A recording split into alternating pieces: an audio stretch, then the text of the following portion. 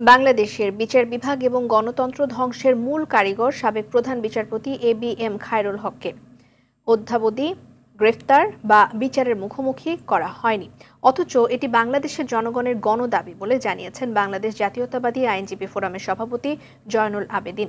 দুপুরে উচ্চ আদালতের বার ভবনে সাবেক প্রধান বিচারপতি এবিএম খায়রুল হককে গ্রেফতার এবং বিচার এবং সেই সাথে উচ্চ ও নিম্ন আদালত থেকে দলবাজ ও দুর্নীতিবাজ বিচারকদের অপসারণের দাবিতে আয়োজিত সংবাদ সম্মেলনে তিনি এই কথা বলেন। এ সময় ফোরামের মহাসচিব ব্যারিস্টার কায়সার কামালও এবিএম খায়রুল হককে গণহত্যায় শেখ হাসিনার দোষর উল্লেখ করে অবিলম্বে তার গ্রেফতার এবং বিচারের দাবি জানান।